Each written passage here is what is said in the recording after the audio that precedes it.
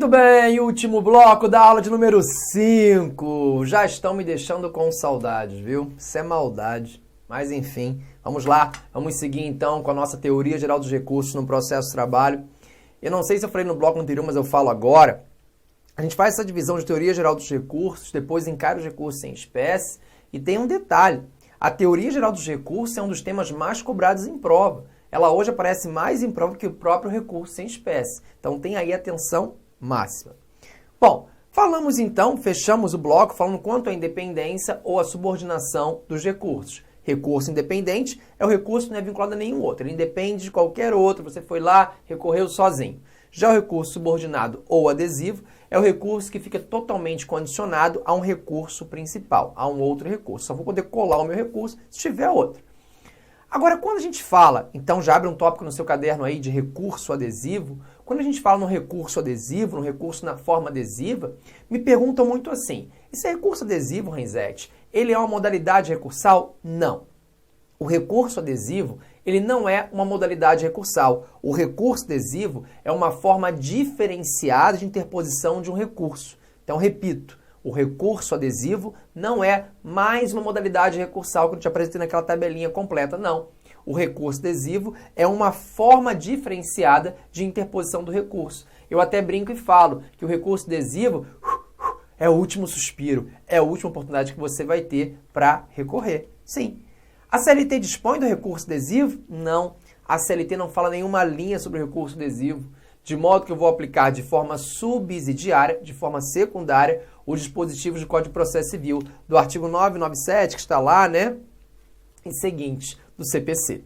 Então, a CLT não dispõe do recurso adesivo, vamos aplicar então as regras do artigo 997 do Código de Processo Civil. Mas muito bem, para que eu possa pensar, para que exista a possibilidade de interposição de um recurso na forma adesiva, nós temos que preencher dois requisitos. A sucumbência recíproca e a interposição de um recurso por ambas as partes. Quero dizer, quando eu falo em sucumbência recíproca, eu estou falando de uma sentença parcialmente procedente. E quando eu falo numa sentença parcialmente procedente, é o mesmo que falar que ambos podem recorrer. Tanto o reclamante quanto o reclamado, ambos têm interesse em recorrer. Se o reclamante pediu 100 mil reais e o juiz condenou o reclamado a pagar 30 mil reais, quem tem interesse em recorrer? Tanto o reclamante quanto o reclamado.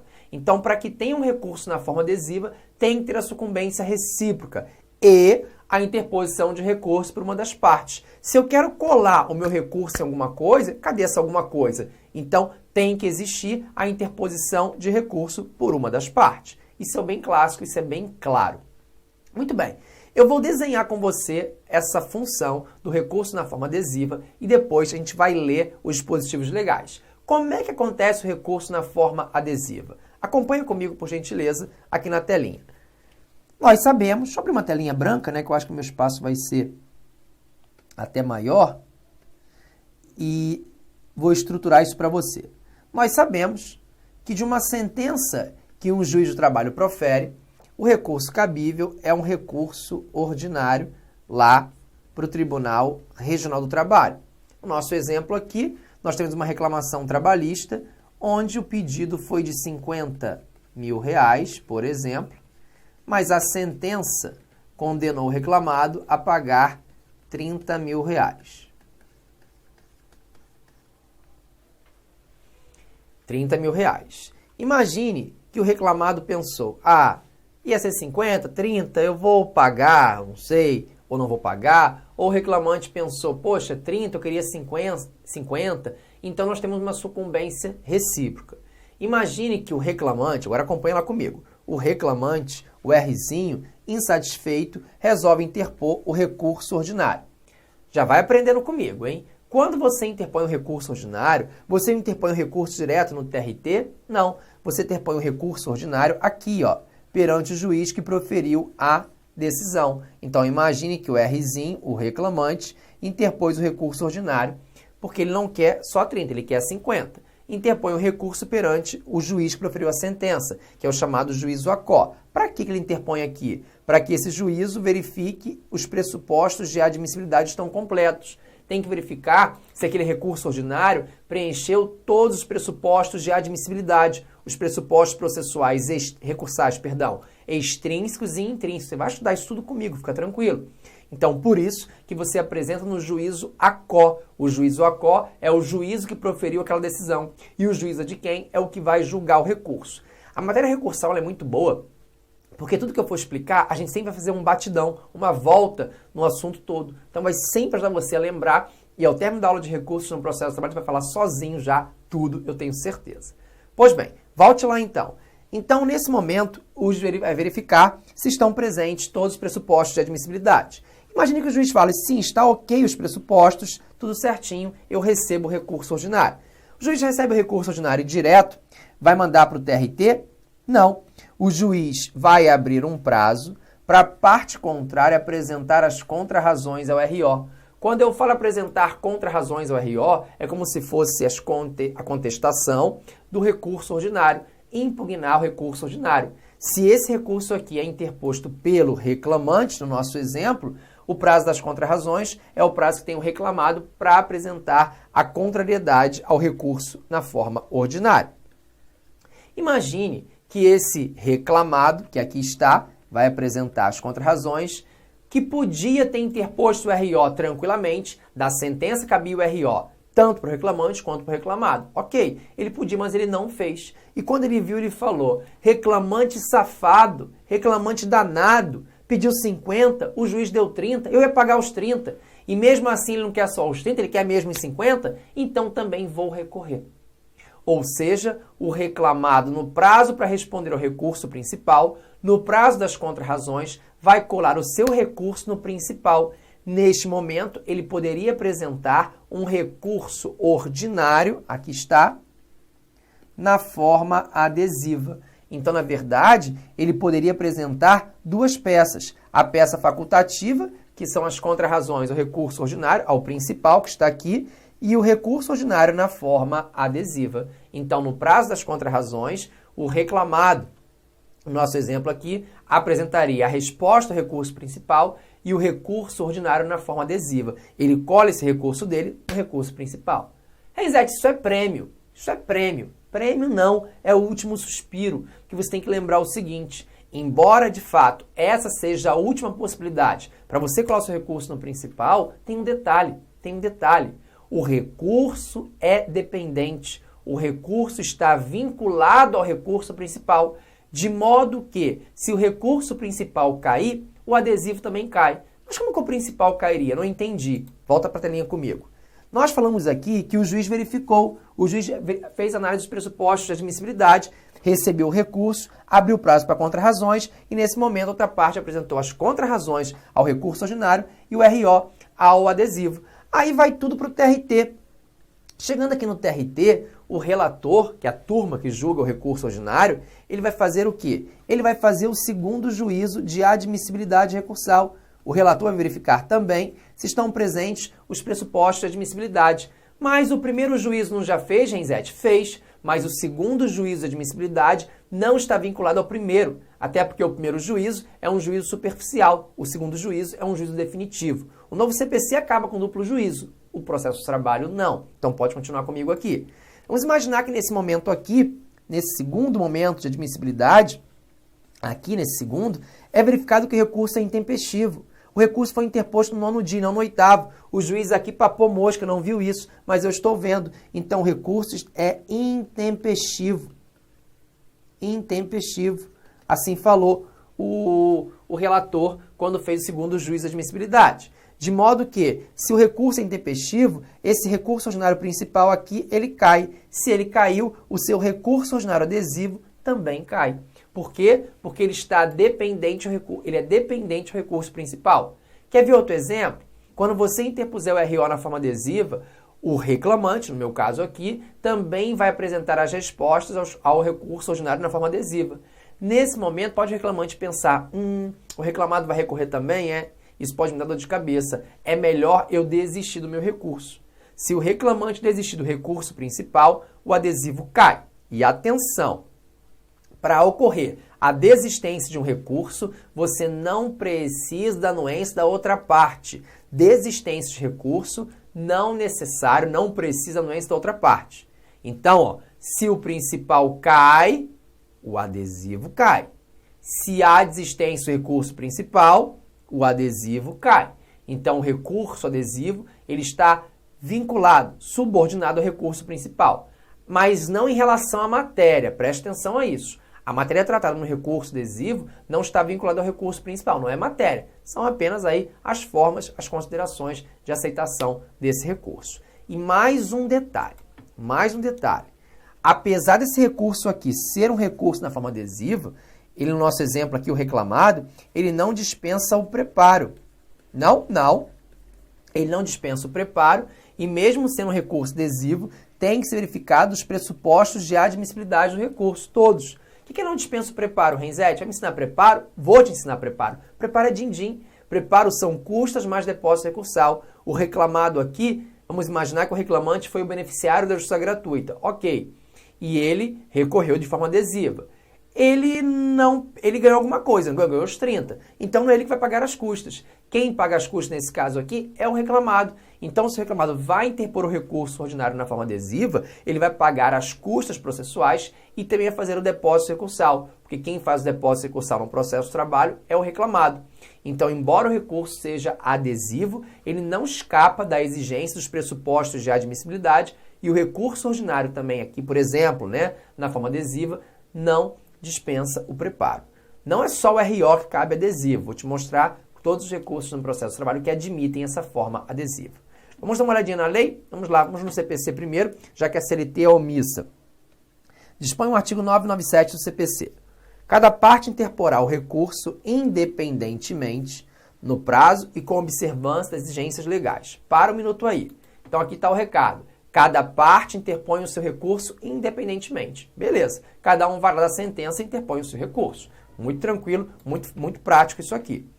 Parágrafo 1º. Sendo vencidos autor e réu, ao recurso interposto por qualquer um deles, poderá aderir ao outro. Sendo vencidos autor e réu, sucumbência recíproca, um recorre, o outro poderá aderir ao recurso principal. O recado aqui é esse, o recado foi dado.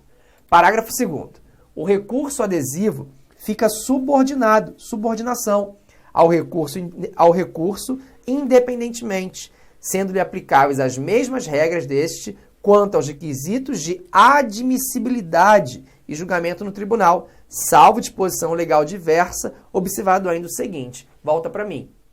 Então, qual é o recado aqui? Que o recurso na forma adesiva, ele está vinculado, ele está subordinado ao recurso principal. E mesmo ele sendo um recurso na forma adesiva, ele vai ter que preencher todos os requisitos, todos os pressupostos de admissibilidade recursal. Ele não está dispensado de nada. Isso não existe. Além disso, o seguinte. 1. Será dirigido ao órgão perante o qual o recurso independente for interposto, no prazo que a parte dispor para responder. Prazo para responder é sinônimo de contra-razões. 2. Será admissível, isso não me interessa, porque eu estou no processo de trabalho, não no processo civil. 3. Não será conhecido se houver desistência, olha lá, desistência do recurso principal, ou se for ele considerado inadmissível. Viu? Se o principal cai, o adesivo cai. Então, se houver desistência do recurso principal, e repito, não preciso da ciência da parte contrária para desistir do meu recurso, da confirmação, da aceitação, não. Então, se houver desistência do recurso principal, o adesivo cai. Se o principal for considerado inadmissível, o adesivo cai. Ele está vinculado ao subordinado. Bom, Renzetti, a CLT não fala nada de recurso adesivo, não é? Nada. Então, como que eu vou saber quais são os recursos no processo de trabalho que admitem a forma adesiva? Para isso, nós temos uma jurisprudência que é a súmula 283 do TST. Acompanhe comigo. O recurso adesivo é compatível com o processo do trabalho e cabe no prazo de 8 dias, nas hipóteses de interposição de recurso ordinário, agravo de petição, revista, embargos. Pode parar. Recurso ordinário, agravo de petição, revista e embargos. Que embargos é esse aí, Renzetti? Você falou que tem um embargos ao TST e tem uns embargos de declaração. Muito bem. Sempre que a sua prova, um texto legal, um livro, uma apostila, o que for, falar só em embargos, ele está se referindo aos embargos ao TST. Quando for embargos de declaração, você vai ter a informação completa. Então, falou só em embargos ao TST. Então, cabe recurso na forma adesiva para recurso ordinário, recurso de revista, agravo de petição e embargos ao TST. Repita, RO, RR, agravo de petição e embargos ao TST. Volta lá. Sendo necessária, ele tende a fazer confusão na hora da prova com isso. Sendo necessária, não. Sendo desnecessário que a matéria nele veiculada esteja relacionada. Ao recurso interposto pela parte contrária. Então, desnecessário é dependente, mas a matéria nele veiculada não tem que ser a mesma que o recurso principal. Até porque não vai ser, porque são partes estranhas. Diga daí que eu digo daqui. Recursos que admitem a forma adesiva RO, RR, embargos ao TST e o agravo de petição. Não erra isso, tá? Não dispensa preparo. E o recurso não vai ser recebido quando? Se houver desistência do recurso principal, o adesivo cai. O adesivo não preencher os pressupostos de admissibilidade recursais e quando o principal não for recebido. Fechado? Maravilha? Já coloca um subitem no seu caderno e coloque, por gentileza, princípios recursais. Vamos começar a falar, então, dos princípios recursais. Primeiro princípio é o princípio do duplo grau de jurisdição. Esse princípio preconiza o controle da atividade jurisdicional, o controle das decisões judiciais oriundas de instâncias inferiores por órgãos, vamos dizer assim, superiores, por órgãos mais experientes. Basicamente, é esse o recado do princípio do duplo grau de jurisdição. Mas atenção, que eu já vi numa prova. O princípio do duplo grau de jurisdição, ele não está consagrado na Constituição Federal. Alguns acham que está, mas não está. A Constituição Federal garante o contraditório e a ampla defesa. Ela não fala no princípio do duplo grau de jurisdição. O que a Constituição Federal garante, repito, é o contraditório e a ampla defesa. Mas é claro, sempre que eu tiver previsão do recurso, eu vou aplicar o recurso. Mas falar que o princípio do duplo grau de jurisdição é constitucional, isso está errado. Fechado? Próximo princípio, o princípio da taxatividade. O que quer dizer o princípio da taxatividade? Somente é possível caminhamento de recurso que esteja previsto em lei. E a nossa lei aqui é a CLT ou legislação expressa. Eu não posso, legislação extravagante, eu não posso inventar, eu não posso trazer um recurso que não seja próprio nosso. Então, o rol dos recursos é meramente taxativo. Não posso criar, não posso inventar um recurso que não está previsto na CLT ou na legislação extravagante. Então, o rol dos recursos no processo de trabalho é um rol taxativo. Próximo princípio, princípio da unirrecorribilidade. O que quer dizer o princípio da unirrecorribilidade? Não é possível a interposição simultânea de vários recursos para uma única decisão. Da sentença cabe RO, deixa eu colocar aqui para você, para a gente ilustrar. Da sentença, aqui está, de uma sentença que o juiz profere, da sentença do juiz, cabe RO. Ah, vou aproveitar lá para o TRT. Eu posso aproveitar e já interpor também junto um recurso de revista para o TST? TRT e TST. Já fico garantido? Não, claro que não. Uma decisão, um recurso. Da sentença cabe RO. Do RO é que cabe RR. O caminho é reto, o caminho é direto.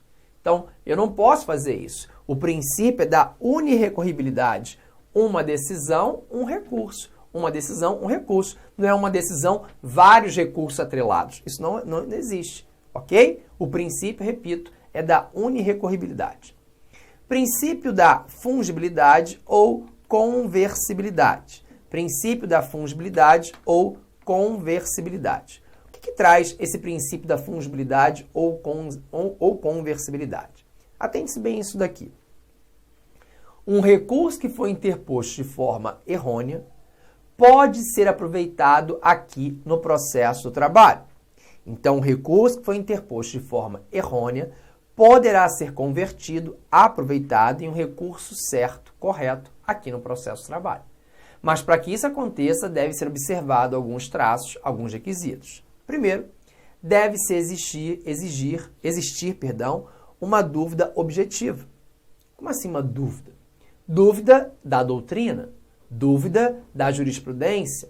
A jurisprudência diverge, a doutrina diverge daquela decisão, qual o recurso cabível. Então existe uma dúvida. Então não é uma coisa nitidamente, digamos,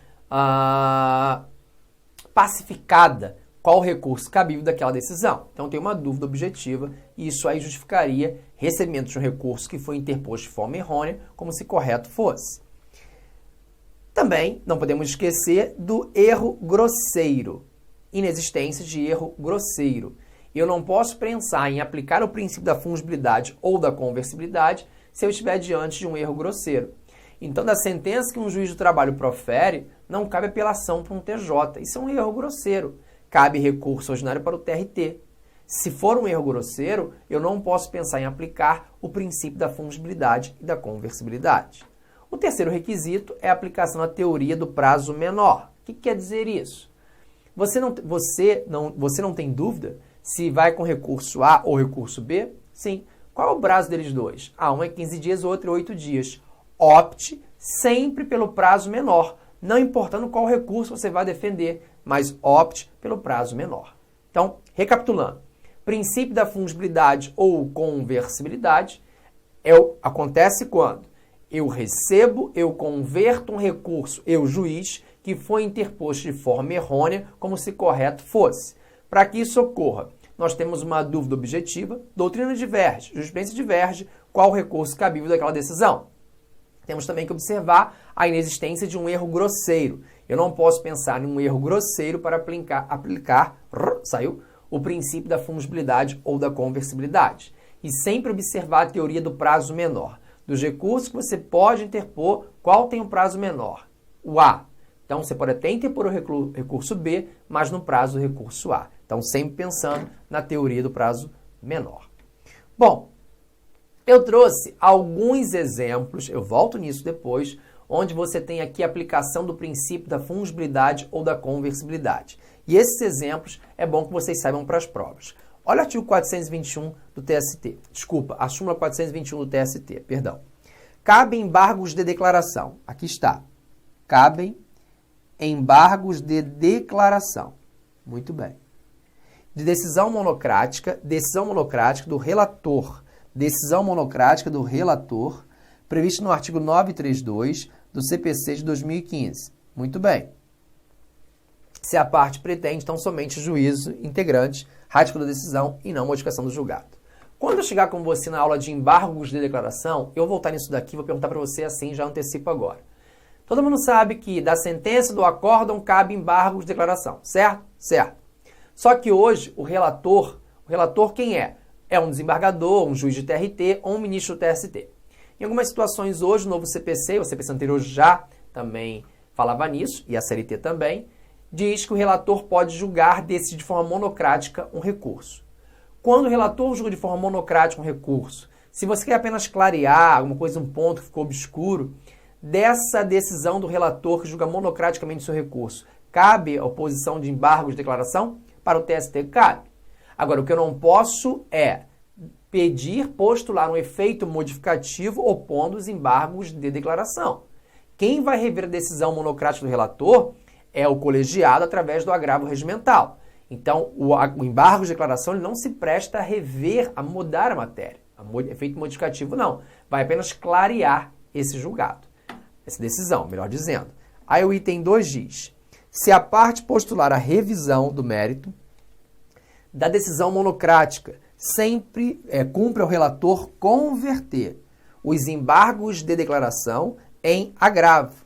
Que agravo é esse? Agravo interno, regimental, em face do princípio da fungibilidade, olha lá, e celeridade processual, submetendo ao pronunciamento colegiado após intimação do recorrente para, no prazo de 5 dias, completar as razões recursais de modo a ajustá-las à exigência do artigo 1021, parágrafo 1º do CPC de 2015.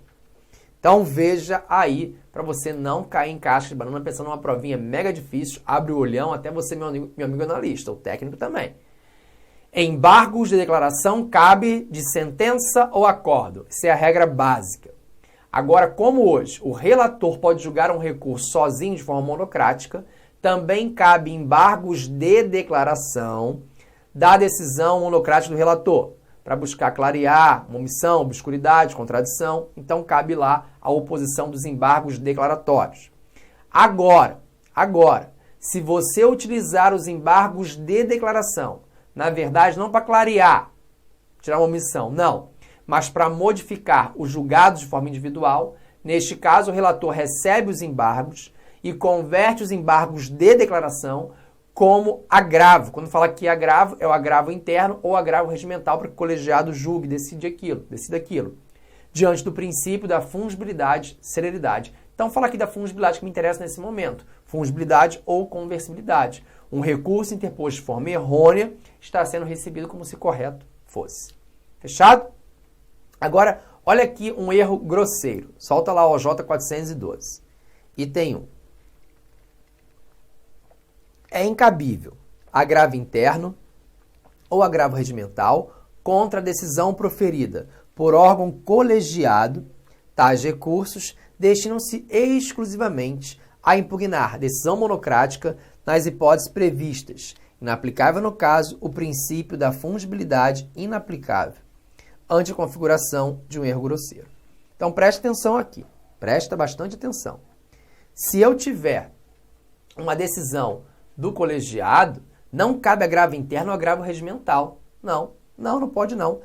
Não posso aplicar o princípio da conversibilidade e receber o recurso errado, como se correto fosse? Não, porque aqui é um erro grosseiro. Porque o agravo interno ou agravo regimental só será cabível da decisão monocrática do relator. Quando ele julga sozinho de forma monocrática, dessa decisão, cabe o agravo interno ou regimental para o colegiado rever aquela decisão monocrática. Agora, você não pode, numa decisão monocrática, interpor esses recursos. Não, porque se destinam somente para atacar decisão monocrática. Atente-se a isso. Então, nesse caso, eu não aplico o princípio da fungibilidade ou da conversibilidade, pois eu estou diante de um erro grosseiro. Mais um exemplo. Vamos lá, para amarrar bem isso aqui. OJ 152 da SDI 2. A interposição de recursos de revista de decisão definitiva de TRT em ação rescisória, em mandado de segurança, com fundamento em violação legal e divergência jurisprudencial e remissão expressa do artigo 896 da CLT, configura erro grosseiro, insuscetível de autorizar o seu recebimento como recurso ordinário, em face do disposto no artigo 895-B da CLT. Chegaremos lá também, mas eu tenho que falar nesse ponto agora com você. Basicamente, que é o seguinte, é um recado que o recurso ordinário cabe em duas hipóteses. Vai falar rápido? Vou, porque eu volto nesse ponto com você depois bem tranquilo. Segura aí. Quando cabe RO? Da sentença cabe RO, é o básico. Mas também cabe recurso ordinário quando o Tribunal Regional do Trabalho, o TRT, funciona como se fosse a primeira instância. Ou seja, quando o processo iniciar perante o TRT, da decisão do TRT em uma ação de sua competência originária, o que seria? O que seria? Um dissídio coletivo, um mandado de segurança, uma ação rescisória. Dessa decisão, cabe recurso ordinário para o TST. Não cabe recurso de revista, pessoal. Se o processo começou perante o TRT funciona como se fosse a primeira instância. Neste caso, não cabe recurso de revista. Cabe RO para o Tribunal Superior do Trabalho. É o que está dizendo exatamente aqui. Então, se for interposto um recurso de revista da decisão monocrática, eu não posso receber, não posso, porque cabia um recurso ordinário para o TST. Então, estou aí diante de um erro grosseiro. Mais uma vez, o TST fala o que é um erro grosseiro. Ok, pessoal? Fechamos a nossa aula de hoje, né?